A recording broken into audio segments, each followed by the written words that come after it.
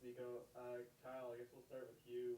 You know, you've had a few days to kind of reflect and let the dust settle. Just how are you going to look back at this season? Obviously, winning the regular season, but then maybe not getting over the hump and winning that trophy in the final day. So it's kind of a weird feeling coming out. But how will you look back at this year?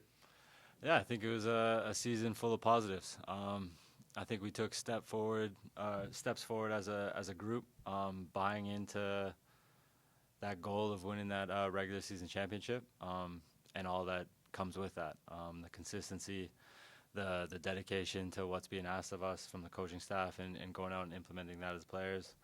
I think we've seen massive highs in the results against Montreal in the first leg here at Toronto, which I think is going to live long in a lot of Forge fans' memories, which is great. And then ultimately seeing something like the sale of Kwesi Poku and the success that he had in a short period of time, and being able to push him on and further his career, I think those are all massive positives that are going to overlook the ultimate losing in that final against Calgary. I think it was just another positive season. We've played in our sixth final in 6 years, so there's just a ton to be proud of. And Kyle, just to follow up with you personally, you know, how has maybe this year helped you grow, develop, learn as a player, as a leader in this group, and kind of what are your personal takeaways going to be as you go into this off season? Yeah, I think this was a really dynamic group that we had. I've said it countless times over the course of the season. I think we had a lot more depth than we've had in years past. We had a ton of creative weapons that allowed us to do a lot of different things as a group, show different ways that we could go about getting a result. So that was pretty cool to be a part of. Ultimately, I think on a personal level, I don't think I was as consistent as I have been in years past. I think there was some big highs and performances that I'm very proud of, and some other ones where I feel like my form may have dipped more than I would have liked. So just going back to coming back to work, bringing that positive attitude, and we'll see. And just one for Benny. Benny, it's your first full season in the Canadian Premier League. Just what did you learn about playing in this country, playing in this league, and what will you take away from it? Obviously, yeah, it's a different football in terms of what I've seen in the past. And yeah, here is a physical, good league, and a league where a young player can develop, like Beck just said, Kwesi Poku, the left winger in York, those kind of players. And I've learned also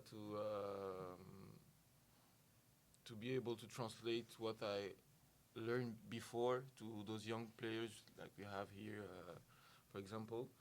And yeah, what I will take with me, yeah, just the experience. Also, to be in a winning group, it's also important for you and in your career to forge a good character. And yeah, and that's the biggest thing I will take with me. This winning mentality. Sorry for that. Thank you, guys.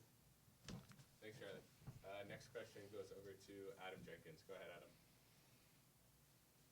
Thanks, Nico. Benny, I'll start with you if I may. I know we've been speaking in the media for a while about you guys as an attacking group and how sort of that number nine never properly came to fruition, or at least that prototypical out and out.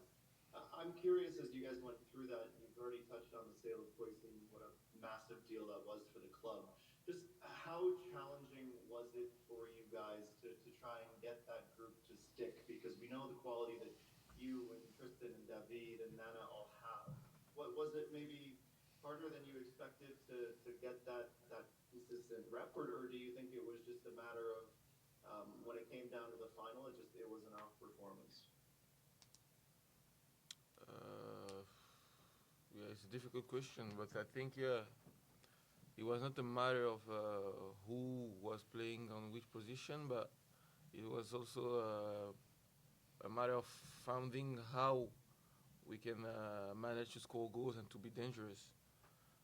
Some players are more comfortable playing facing the goal. Some players don't have any problem with that, but at the end of the day, it's uh, it's more a matter of yeah, finding the right way to do it. And sometimes yeah, I had to play as a striker. It works like most of the time, and during the final it didn't. So yeah, as Beck said again, good season in general. But yeah, maybe it's another point for me or for the others where we have to learn and grow. So yeah. Thank you, Benny. Kyle, I almost feel bad for asking about what 2025 looks like because I know you guys are desperate for a break, having gone since February. Maybe I'll just start there. Like, compared to years past, I know you guys aren't strangers to CONCACAF, but when you figure Champions Cup this year, into Can Champ, the early preseason, a little bit of a rest, winning the regular season, and just everything the club's gone through. How mentally and physically taxing was it, maybe compared to other years you played in this league? Yeah, I think it just provided unique challenges to the group. But ultimately, I think anyone who was a part of it will say that they loved it and love what challenges we had to kind of overcome. Those are the games that you want to play and you want to test yourself against the best competition in your area or region that you can. So yeah, if it means you have to have a little bit longer season, a little bit less off season, then so be it. Those are, as a player, you want to continue to grow, you want to continue to push yourself. So that's just the nature of the beast, really. And yeah, it becomes long at times. I think any season you go through ebbs and flows, especially as a player. When you're flying and everything's the best, you never want it to end, and sometimes you're not in your best moment, and it's tough to keep yourself motivated every day. But I think we're very thankful to have a very good group here. It was a fun group to come in. The guys all got along, so the locker room was great, which makes it that much better. And yeah, hopefully we can continue to keep having this success. Thank you both. Thank you, Adam. Next we'll go over to Steve Milton. Go ahead, Steve. Hey guys, how you doing? Adam basically asked what I was going to ask. Well, maybe just to extend on that a little bit to say that, I mean, there wasn't just the last game, but there was quite a few games in there where there was quite a goal drought. Looking forward to what you have to do. I mean, you're coming back here probably in 2 months. What do you think has to happen on the goal scoring front there? Is there something to, when you get into Champions Cup there, that you're looking forward to? And I'll ask both guys this.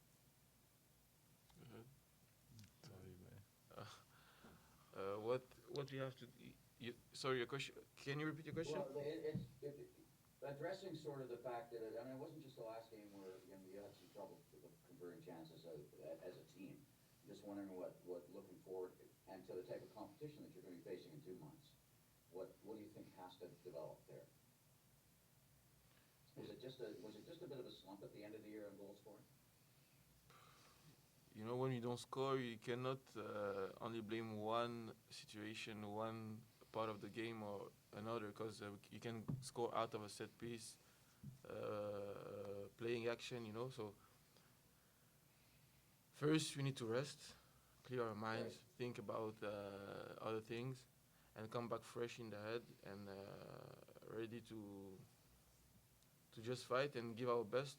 I think football also goes a lot with confidence. We have to come back with a lot of confidence because globally we've done a good year, and reset and just come back with full confidence.